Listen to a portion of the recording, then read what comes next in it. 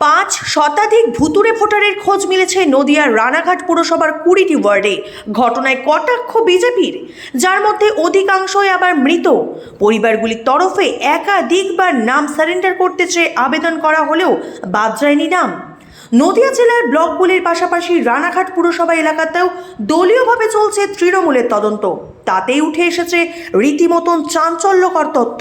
কম বেশি প্রায় 5 শতাধিক ভুতুড়ে ভোটারের খোঁজ মিলেছে শহরের 20টি ওয়ার্ডে, যার মধ্যে অধিকাংশই আবার মৃত। পরিবারগুলির তরফে একাধিকবার নাম সারেন্ডার করতে চেয়ে আবেদন করা হলেও বাদ যায়নি নাম। তবে এই নিয়ে রাজনৈতিক চাপানোতর চলছে শাসক বিরোধী তরজা।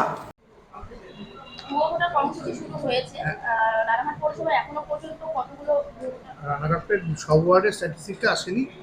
রানাঘাট শহরের 20টা ওয়ার্ডে ভুয়ো ভোটার খোঁজা হচ্ছে, মৃত ভোটার খোঁজা হচ্ছে। এটা করতে করতে আমাদের যেটা আনুমানিক ধারণা যে প্রায় 20টা ওয়ার্ডে 450 থেকে 500 ভুয়ো ভোটার বের হবে।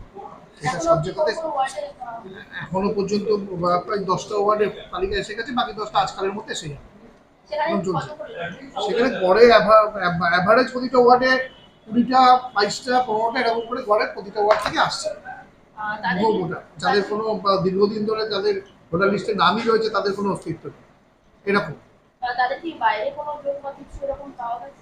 না, সেরকম পাইনি, পাঁচটাতে খুঁজেই পাওয়া যাচ্ছে নো ট্রেস। তারা রানাঘাট শহরে 500 নাকি ভুয়ো ভোটার ধরা পড়েছে এবং ভুতুরে ভোটার দাবি করছেন রানাঘাট শহরের চেয়ারম্যান। তো এই প্র্যাকটিসটা তৃণমূল তো আজকে নতুন নয়, লাস্ট 10 বছর ধরে এই প্র্যাকটিসটা করে আসছে। ভুয়ো ভোটার বা ভুতুরে ভোটারের সংখ্যা বিজেপি দাবি করেছে যে সারা রাজ্যে একই পরিস্থিতি এবং আমরা স্বচ্ছ ভোটার তালিকার দাবিতে আমরা আন্দোলন করব।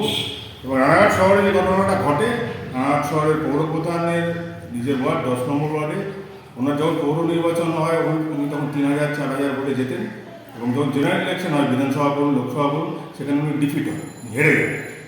তো এর ভেতরে কী অঙ্ক লুকিয়ে আছে আপনারা সবাই বুঝতে পারছেন। এবং এই পরিস্থিতি সারা রাজ্য জুড়ে তৃণমূল কংগ্রেস লাস্ট 5-7 বছর ধরে এই প্র্যাকটিসটা করিয়েছে। একদম ডেলিভারিটলি ভুতুরে ভোটার ঢোকানো। ধরুন কারোর বিয়ে হয়ে গেছে, তার শ্বশুরবাড়িতেও নাম আছে সেই মেয়ে এবং বাপের বাড়িতেও নাম আছে, কেউ মারা গেছে। এবং এই ইনসিডেন্ট রানাঘাট শহরে 2022-এর পৌর নির্বাচনে একদম আমরা হাতে নাতে দেখেছি।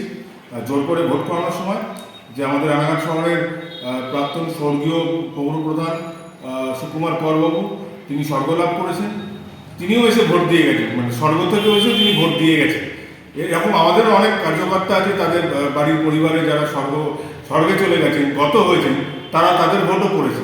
তো এই প্র্যাকটিসটা তৃণমূল কংগ্রেস করছে এবং জোর করে বিজেপির ঘাড়ে চাপানোর চেষ্টা করছে যে বিজেপি ভুয়ো ভোটার ঢুকিয়েছে। বিজেপি ঢোকানোর প্রশ্নই নেই। এখানে বিএলওকে ঠিক করে শাসক দল। এখানে যে ভোটারের যে ওয়ার্ডের কাউন্সিলর বলুন মেম্বার বলুন শাসক দলের তারা ঠিক করে। তো এখানে বিজেপির কোনো প্রশ্নই আসে না। এবং সেই জায়গায় বিজেপি যেটা দাবি করছে আমরা স্বচ্ছ ভোটার তালিকা চাই এবং আমরা নির্বাচন কমিশনের কাছেও যাব এবং আমরাও আমাদের তরফ থেকে একদম মাঠে নেমে স্ক্রুটিনি শুরু করেছি এবং স্ক্রুটিনির মাধ্যমেই উঠে আসবে যে কতজন মৃত ভোটার আছে এবং কজনের ভোট এখানেও আছে, দুটো জায়গায় নাম আছে।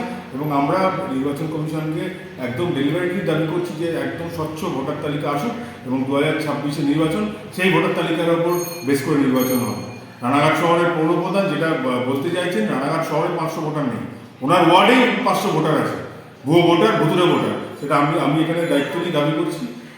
আমি চাইবো নির্বাচন কমিশন এই বিষয়টায় নজর দেবেন এবং রাজ্য নির্বাচন কমিশন এই বিষয়টা নজর দেবেন।